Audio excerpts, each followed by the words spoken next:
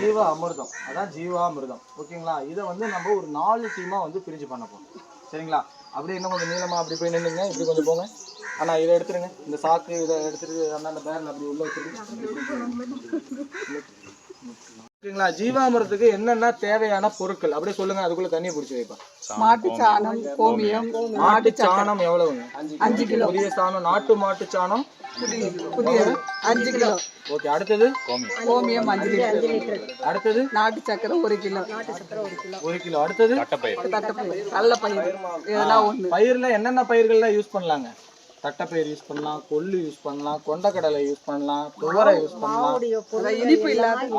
இன்னொன்னு இதுல முக்கியமான ஒண்ணு, நம்ம எல்லாமே இயற்கை விவசாயம் ஆக போறவங்க எல்லாமே செலவை குறைச்சி வருவாயை அதிகப்படுத்துறோம். செலவே இருக்கக்கூடாது. 0 பட்ஜெட் ஃபார்மிங்க்கு போறதா நம்மளோட நோக்கமே. இப்போ என்ன பண்ணுன்னா, நம்ம கிட்ட இருக்கும் பாருங்க, கொள்ளு உளுத்து போய் விட்டுருவோம், இல்லை கடையிலேயே உளுத்து போய் மூட்டை இருக்கும். போய் அதை கம்மி ரேட்டுக்கு கொடுப்பா எனக்கு, இல்லைன்னா ரேட்டு ஒரு மினிமம் கொடுப்பாங்க. அதை வாங்கிட்டு வந்து அரைச்சி வச்சுக்கணும். நம்மளுக்கு ஒன்று இது வந்து இது என்னன்னா நுண்ணுயிர்களுக்கு உணவாக தான் போக போகுது. அதுக்கு தேவையான அந்த உடல் பருமன் அந்த மாவு இருக்கு பாருங்க, அது இருந்தால் போதுமானது. இதில் வீரியத்தன்மை இருக்கணும்னு அவசியம் இல்லை. அப்போ ரொம்ப ரொம்ப கம்மியான விலையில் இருக்கிறத நம்ம வாங்கிக்கலாம். சரிங்களா? அடுத்தது நாட்டு சர்க்கரை. நாட்டு சர்க்கரை வந்து எவ்வளோ சொன்னீங்க? 1 கிலோ. நாட்டு சர்க்கரை இல்லைன்னா என்ன பண்ணலாம்? பழக்கூழ், பழம், வாழைப்பழம், அப்புறம் பப்பாளி, பூசணி, இந்த மஞ்சள் பூசணி, இதெல்லாம் போட்டு நம்ம பண்ணலாம். இனிப்பு சுவையுடைய பழங்கள். எவ்வளவு கிலோ எடுத்துக்கணும்? 2 கிலோ பழக்கூழ் எடுத்துக்கணும். எப்படி நம்ம ஃப்ரூட் மிக்சர் குடிப்போம் இல்லையா, அந்த மாதிரி கரைச்சி எடுத்துக்க வேண்டியதான் வெயிலுக்கு. சரிங்களா? அடுத்தது பனம்பழம். அப்படி சப்போஸ் இந்த பழக்கூழ் இல்லைன்னா அடுத்தது என்னது? பனம்பழம். பனம்பழம் இருக்கு இல்லைங்களா, பனம்பழத்தை எடுத்து ஒரு நைட்டுக்கு முன்னாடி ஊற போட்டு காலங்காட்டி எந்திரிச்சு பிசைஞ்சிங்கன்னா எல்லாம் பூரா சாறு கொஞ்சம். எத்தனை லிட்டர் இருக்கணும்? அது ஒரு 5 லிட்டர் வரையுமே, 3 இருந்து 5 லிட்டர் வரையுமே நீங்க பயன்படுத்திக்கலாம். அடுத்தது இல்ல கரும்பு சாறு. சர்க்கரையை பத்தி தான் பேசுறேன். மண்ணுக்குள்ள அதுக்குள்ள தாவிட்டீங்களா? கரும்பு சாறு. அது எப்படி? 3 லிட்டர், நம்ம 3 இருந்து 5 லிட்டர் வரையும் சாரா யூஸ் பண்ணும் போது இந்த மாதிரி குவான்டிட்டி கொஞ்சம் அதிகமாகும். சரிங்களா? இந்த மாதிரி பண்ணிக்கலாம். ஓகேங்களா? தண்ணி வச்சு பாருங்க. ஓகே. அப்போ அதுக்கு அடுத்தது என்னது? 1 கைப்பிடி அளவு மண். இப்போ தயார் பண்ணுறதுக்கு எல்லாம் கொஞ்சம் விரிவாக நின்றுக்குங்க. ஆமாம், அது போயிருங்க. சாணம் வந்து எல்லாரும் இதில் யார் செய்ய போகிறது? ஃபர்ஸ்ட் டீம் யாருக்கு செய்ய போகிறது? வாங்க, செய்கிறவங்க வாங்க, முன் வாங்க. கொஞ்சம் நவுந்து நில்லுங்க, கொஞ்சம் வட்ட வடிவில் நில்லுங்க. நீங்களும் அப்படியே கொஞ்சம் வட்ட வடிவில் கொஞ்சம் நவுந்து நில்லுங்க. செய்கிறவங்க முன் வாங்க. யாரு? நீங்கள் 2 பேரும். ஓகே. இதில் 5 கிலோ சாணத்தை எடுங்க பார்ப்போம். 5 கிலோ மாதிரி இமேஜின் பண்ணி. இந்த குழு யாரு? இந்த குழு யாரு? போய் எடுத்துங்க 5 கிலோ சாணம். இந்த குழு யாரு? போய் எடுத்துங்க. அடுத்தது இதுக்கு இன்னொரு உபகரணம் தேவை. என்ன தேவை? என்ன தேவை? சணல் சாக்கு, குச்சி, கயிறு. இது யாராவது இருக்கான்னு ஒவ்வொரு டீமுக்கும் எடுத்து வைங்க. இப்போ சாக்கு இங்கே வந்துருச்சு, அங்கே அங்கங்கே வச்சுக்கங்க. ஆனால் இருக்கான்னு மட்டும் பார்த்துங்க. நாங்கள் 6 குச்சி எடுத்துங்க. கயிறு எடுத்துங்க. எடுத்துக்கிட்டீங்களா? இந்தாங்க கயிறு பாருங்க, இங்கே வச்சிருக்கோம். பாம்பு மாதிரி தொங்குது பாருங்க. இந்தாங்க. இந்த கயிறு யாருக்கு? அந்த பேட்சுக்கு கொடுத்துருங்க. செய்யறவங்களுக்கு இடையூறு இல்லாம கொஞ்சம் நவுந்து நில்லுங்க. பாருங்க என்ன பண்ணணும்? ஃபர்ஸ்ட் போதும்னு நினைக்கிறேன். வச்சிருங்க, அப்படியே வச்சிருங்க. அண்ணா வச்சிருங்க. அண்ணா கொஞ்சம் அப்படி போய்க்குங்க. எல்லாம் அந்த பக்கம் எடுத்துங்க. எல்லாரும் என்ன பண்றீங்க? தோசை மாவு பதத்துக்கு சாணத்தை கரைச்சிக்கிறீங்க. துப்பி துப்பியா இல்லாம, வைக்கோல் இல்லாம, பில்லு இல்லாம. தண்ணி ஊற்றணும். சப்பாத்தி மாவு மாதிரி பேசுகிறாரு. நான் அனுபவம் அதிகமா இருக்கு அண்ணா. சப்பாத்தி பேசி அனுபவம் இருக்குதோ? ஓகே, ஊத்துங்க. ஐயா அப்படியே அந்த பக்கம் போங்க. அப்பதான் உங்களுக்கு ஒரு கிளியரா இருக்கும்.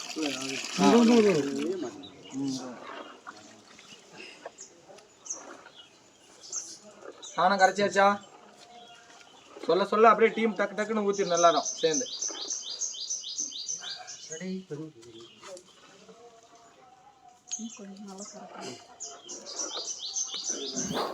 தண்ணி அதிகமா போனா பிரச்சனை கிடையாது, நீங்க தாராளமா தண்ணி மாதிரி ஊத்திக்கலாம். நம்ம தோசை மாவு பதம் அப்படிங்கிறது என்னன்னா குறைந்த அளவு அப்படி இருக்கணும். அதிகபட்சம் நீங்க தண்ணி மாதிரி எடுத்து கரைச்சிடலாம், பிரச்சனை கிடையாது. அக்கா சூப்பருங்க. பெண்கள் வந்து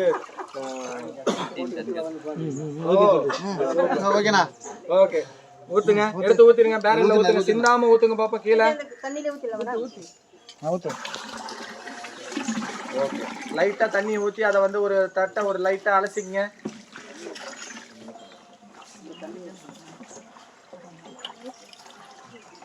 ஓகே அடுத்தது என்னது? கோமியம். எங்க இருக்கு? இங்க பாருங்க, இருக்கு பாருங்க. கோமியம் ஒவ்வொரு டீமா எடுத்துட்டு போங்க. ஒரு 2 சக்கு ஊத்தி எடுத்துட்டு போங்க.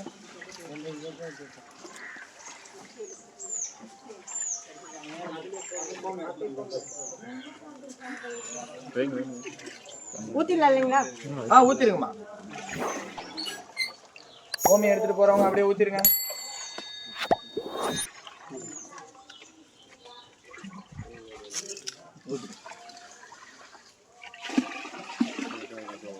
ஓகே உங்களது ஓகே ஊத்திருங்க. சரி அடுத்தபடியா கோமியம் ஊத்திட்டீங்க. அடுத்தது என்னது? நாட்டு சர்க்கரை.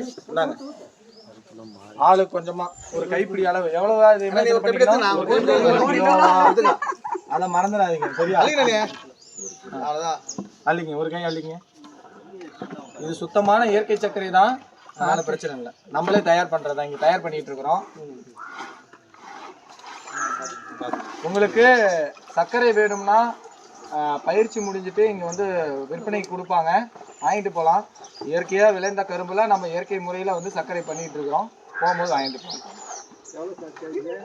அது லாஸ்ட்டாக முடிவில் சொல்லுவாங்க. கரைச்சிட்டு ஊற்றிடுங்க. தண்ணி கொஞ்சம் ஊத்தா ஊற்றிடுங்க. இப்போ இந்த சர்க்கரை கரைக்கும் போது பார்த்தீங்கன்னா நம்ம மண்டை வெல்லம், அச்சு வெல்லம் இந்த மாதிரி யூஸ் பண்ணலாம். நம்ம பண்ணும்போது என்னன்னா அதெல்லாம் என்ன பண்ணோம், ஃபர்ஸ்டே வந்து அடிச்சு நொறுக்கி தூளாக்கி தண்ணீரை போட்டு ஒரு ஃபர்ஸ்ட் வந்து அதை தான் ஊற வச்சுட்டு மற்ற வேலையெல்லாம் செஞ்சுட்டு இருக்கணும். சாணி ஊற அது பார்த்தீங்கன்னா நீங்க செய்யறதுக்குள்ள அது ஊறி போயிடும். டக்குன்னு கரைச்சி ஊற்றிடலாம். இல்லைன்னா இதுக்கு ஒரு 5 நிமிஷம் நின்றுட்டு இருக்கணும், டே ஊருப்பா அப்படிங்கிற மாதிரி. சரி அடுத்தது என்ன பண்ணோம்? பயர் மாவு. இங்க வாங்க. இந்த பயர் மாவு பார்த்தீங்கன்னா உங்களுக்கே தெரியும் என்ன இருக்குது.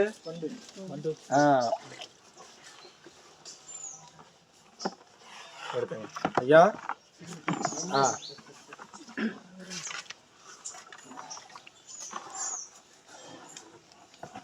எவ்வளவா இதை பார்த்து யோசிச்சுக்கிறோம் நம்ம? 1 கிலோ. 1 கிலோவா? 1/4 கிலோ வண்டு இருக்கு. பரவாயில்ல, அடிச்சு போடுங்க, உரமா விட்டோம். சாணத்துல எல்லாம் வண்டு வந்த பிரச்சனை, இதுல வண்டு வரல பிரச்சனை இல்லைண்ணா. இந்த வண்டு இறந்துருவோம். ஆக்சுவலி நம்ம வந்து வண்டு வைக்காம தான் பண்ணிக்கணும். அதாவது அங்கே வண்டு வச்சுட்டு அரைக்கும் போது வண்டு இல்லாமல் இருக்கும். அதை நம்ம தேவைக்கு ஏற்ற மாதிரி அரைச்சி பயன்படுத்திக்கணும். ரொம்ப உளுத்து போகிற அளவு, ரொம்ப இதில் வண்டு வச்சுக்கிட்டு இருக்கிற அளவுக்கு வைக்கக்கூடாது. சரியா? இது முடிவுக்கு வந்துருச்சு, அதனால இருக்குது. ஓகே என்ன பண்ணிட்டோம்? கரைச்சி நம்ம வந்து பயர் மாவு ஊற்றியாச்சு. ஊற்றிடுங்கம்மா. அடுத்தது என்ன பண்ண போகிறோம்? ஜீவாணு உள்ள மண்.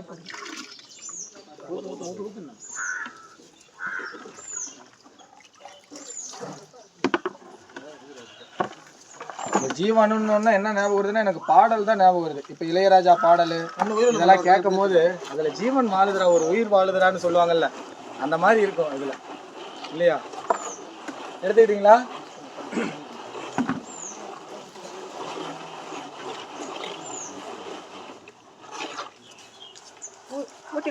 ஊத்திருங்க. இன்னும் என்னம்மா இதுல சேர்த்தணும்?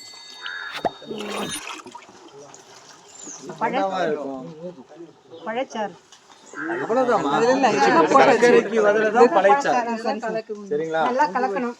அடிக்கடி கேட்டுட்டே இருப்பேன், நீங்க என்ன பண்ணோம்? அப்ப அவ்வளவுதான்பா சொன்னோம் அப்படின்னு அதை விட்டுட்டு உடனே யோசனை பண்ண, அப்ப என்ன பழச்சாறு போடணும், மறுபடியும் முதல்ல இருந்து ஆரம்பிக்க கூடாது. சரிங்களா? ஓகே இப்ப என்ன பண்ணணும்? இருங்க ஐயா, அண்ணா என்ன சொல்லுங்கண்ணா? ஆல்ரெடி கெமிக்கல் அப்ளை பண்ணி பிளான்ட் ஃபுல்லாமே இருக்கு, எடுக்க முடியாது. வேற மாட்டு வயல்ல இருந்து எடுத்து போறது, அது இது ரசாயன உரம் விவசாயம் பண்ற காட்டுல இருந்து வளமான மண் எடுக்க முடியாது. வரப்பு மண்ணு இதெல்லாம் நீங்க மருந்து அடிக்காத உங்க இடம் தெரியுமா தெரியாதா? எங்க எங்கெல்லாம் மருந்து நம்ம வந்து ஃபுல்லா அடிச்சு தள்ளி இருப்போம்னு உங்களுக்கே தெரியும். என்ன இடத்துல இல்ல எந்த இடத்துல அப்படி இல்லைண்ணே. ஆனா இதை கவனம் கொடுத்துங்க. நீங்க எந்த வயலுக்கு ஜீவாமிர்தம் கொடுக்க போறீங்களோ, ஒரு இடுபொருள் தயாரிக்கிறீங்களோ, அந்த வயல் மண்ணா இருக்கு. யான்னு கேட்டீங்கன்னா, ஆனா இங்க கவனிங்கண்ணா அந்த வயல்ல இருந்து நம்ம எடுக்கும் போது என்ன நடக்குன்னா, அந்த வயல்ல என்ன நுண்ணுயிர் இருக்கோ அந்த நுண்ணுயிருக்கு ஒத்திசைவா இது தயாராகும். அப்ப நீங்க போய் ஜீவாமிர்தம் கொடுக்கும் போது என்ன நடக்குன்னா, சீக்கிரம் வந்து இணைஞ்சிக்கும். உங்களுக்கு போன உடனே ரிசல்ட் வந்து என்ன ஆகும், உடனடியா அது வேலை செய்ய ஆரம்பிச்சிடும். இதுவே நீங்க வேற ஒரு இடத்துல தயார் பண்ணிக்கிட்டு வந்து, இப்போ ஒரு உதாரணத்துக்கு சொல்றேன், நம்ம நிலத்துக்கு வேற ஒரு இடத்துல இருந்து ஒரு சீடோ இல்ல தன்மை வேற ஏதோ களிமண்ல விளைஞ்சதை கொண்டு வந்து செம்மண்ல போடும்போது என்ன ஆகும், அது எடுக்க டைம் ஆகும், கஷ்டப்படும். அதுவே அந்த இடத்துல இருக்கிற விளைஞ்ச அந்த ரீஜன்ல விளைஞ்ச ஒரு சிகப்பு மண்ணில் விளைஞ்சதே சிகப்பு மண்ணில் போட்டா சீக்கிரம் முளைக்கும். அதுதான் இது. அப்ப அந்த மண்ணில் இருக்கிற மண்ணை எடுத்து போட்டும் போது சீக்கிரமா வேலை செய்யும். இதுதான் கணக்கு. சரி, பண்ணிட்டீங்களா? நல்லா இப்ப சொல்லிட்டீங்க. 50 சுழற்சி எவ்வளவு? ஆழ சுழற்சி நல்லா உள்ள வச்சு வலதுபுறமா கடிகார திசையில சுழற்றிக்கலாம். இதுல இன்னொன்னு கவனிக்க வேண்டிய ஒரு விஷயம், இப்ப நம்ம எவ்வளவு லிட்டர் பேரல் தயார் பண்ணிட்டு இருக்கோம்? 200. எவ்வளவு லிட்டரா நீங்க யோசிக்கணும்? 200 லிட்டர் பேரல். அப்ப 200 லிட்டர் பேரல்ல நம்ம எவ்வளவு வந்து இருக்கணும்? இப்ப இந்த மாவு பயிர் மாவெல்லாம் கரைச்சி ஊத்தின பிறகு மீதி 150 லிட்டர் தண்ணியை ஊற்றி நீங்க எவ்வளவு பண்ணிக்கணும்? பேரல்ல இருந்து, அதாவது இந்த பேரல் இருக்கு அப்படின்னா, இந்த பேரல் தான் 200 லிட்டர் பேரல்னா ஒரு அரை ஜான், இங்க பாத்துங்க இதுதான் கணக்கு. இந்த கைப்பிடி இந்த கை அளவுக்கு நீங்க என்ன பண்ணணும்? கேப் விட்டுறணும். எதுக்காக அந்த கேப் விடுறோம்? இது வந்து நொதித்தல் நடக்கும், சொல்லட்டுவோம். அப்ப வந்து வெளியில சிந்தாம இருக்கிறதுக்கு, மேல மூடுற அந்த கவர் வந்து நினையாம இருக்கிறதுக்கு இதா இருக்கும். கொசு ஈஸியா வந்து உள்ள முட்டை வைக்க முடியாது. சரிங்களா? அப்ப வந்து அந்த அளவுக்கு நீங்க கலக்கிக்கணும். ஓகே, கலக்கியாச்சு, போதும், மூடி வைங்க. அடுத்தது என்ன பண்ணோம்? சாக்கு பை போட்டு டக்குன்னு கட்டுங்க பார்ப்போம். சணல் சாக்கு கொண்டு மூடிடுங்க.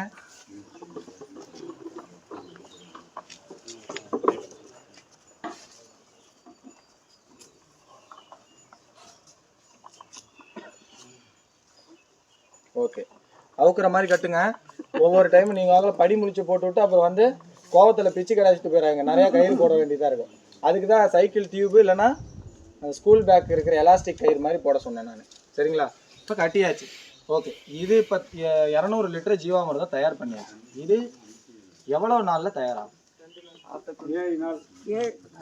நாள் வச்சு 7 நாளுக்குள்ள ஊத்த சொன்னாரு.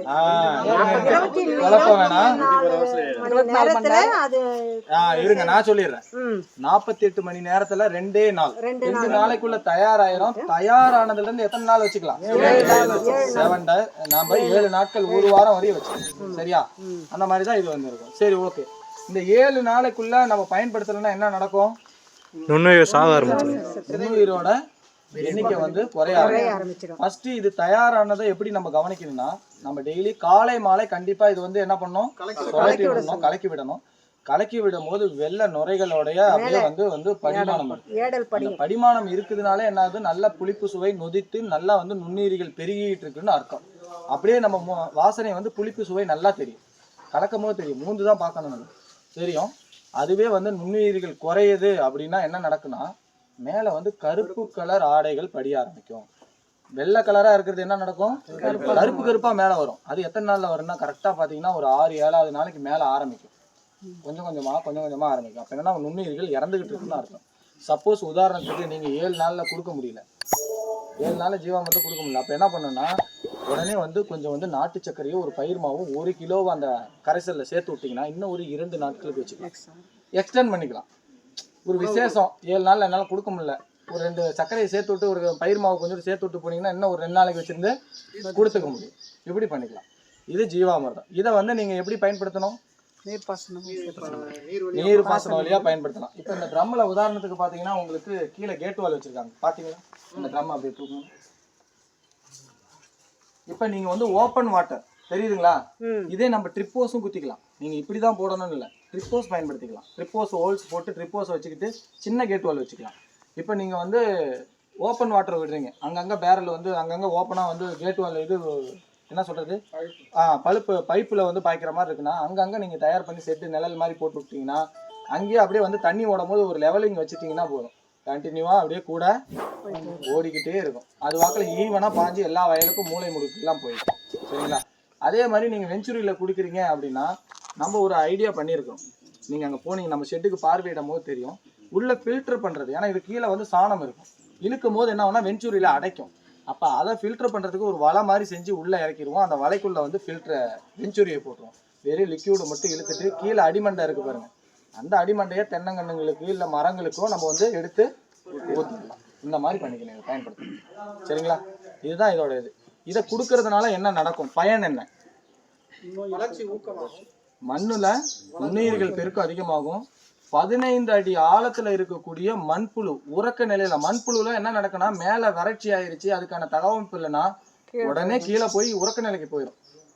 சரிங்களா? அது வந்து புதுசாலாம் உருவாகும், கீழே போயிடும். இந்த ஜீவாமிரத்தை நீங்க கொடுக்கும் போது இந்த வாசனைக்கு கீழே இருந்து மண்புழு அப்படியே மண்ணை மேல நோக்கி பறிச்சுக்கிட்டே வரும். வரும்போது என்ன நடக்கும், கீழே இருக்கிற சத்து ஊட்டம் மேல வந்து சேர்ந்துடும்.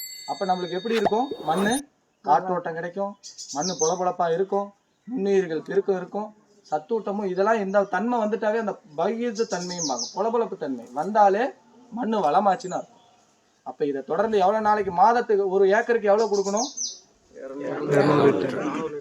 ஒரு மாதத்துக்கு 15 நாட்களா 2 பிரிவா பிரிச்சுக்கலாம். இல்ல உங்களால ஒரு டைம் தான் கொடுக்க முடியும்னா தாராளமா கொடுத்துக்கலாம். 15 நாட்களுக்கு 200 லிட்டரும் இன்னொரு 15 நாட்களுக்கு 200. அப்ப ஒரு மாசத்துக்கு 400 லிட்டர் வரை நீங்க கொடுக்கலாம். எப்ப அவ்வளவுதான் கொடுக்கணுமா, அதுக்கு மேல கொடுக்க கூடாதா? இது தாராளமா நீங்க அதுக்கு மேல இருந்துச்சுன்னா கொடுக்கலாம். நீங்க தண்ணி போகிறப்பெல்லாம் உங்களால முடியும், தயார் பண்ண முடியும், உங்களால கொடுக்க முடியும். செலவு எனக்கு ஒரு பெரிய விஷயம் என்னன்னா, தண்ணி போறப்பெல்லாம் ஜீவாமிர்தம் போற மாதிரி ஒரு இடுபொருள் போற மாதிரி பண்ணிக்கிட்டீங்கன்னா உங்களுக்கு அந்த மண்ணோட தன்மை மாறுறதுக்கு பெரிதும் உதவியாகும். சீக்கிரமா உங்களுக்கு இயற்கை தன்மையில மாறி. சரிங்களா? ஓகே.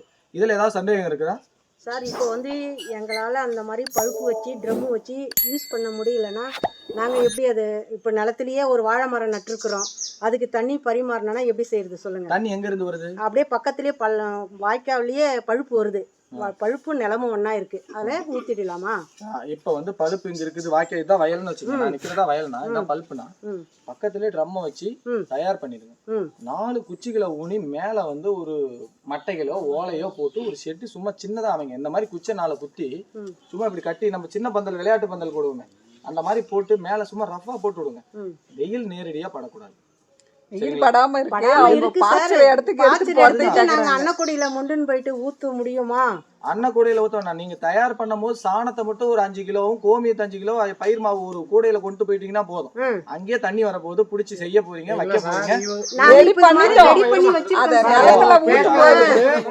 இந்த செடி இருக்கு, செடியில தண்ணி பாயாது. ஓகே. இதுல கொண்டு போய் பக்கெட்ல கொண்டு போய் அதெல்லாம் ஜக்குல ஊத்திட்டு தண்ணி பாய்ச்சணும். அதுதான் ஊத்துறீங்க, அது போய் நாங்க அந்த மாதிரி தான் செஞ்சுட்டு வரோம். அதனால டவுட் கேக்குறோம், திரும்ப கேட்கலாம். நாங்க அதுதான் பண்றோம். நெல் பயிர் கிடையாது, சோளம் போட்டுருக்கோம், கம்பு போட்டுருக்கோம், நம்ம தக்காளி கத்திரி எல்லாமே போட்டிருக்கோம். அதை வந்து காவாயில ஊத்தி பயன்படுத்துறோம். தாராளமா ஊத்தி விடுங்க. நாங்க அப்படிதான் செய்யறோம், அப்படிதான் ஊத்திட்டு இருக்கோம். வேற ஏதாவது நேரத்துல போனோம் இதுக்கு. ஆமா, இது வந்து ஒரு இருக்கு. ஓகே. இதுல வேற ஏதாவது சந்தேகம்? ஓகே. இதை அப்படியே எடுத்து ஓரம் வச்சிருங்க. அடுத்தது போயிடலாம். இதெல்லாம்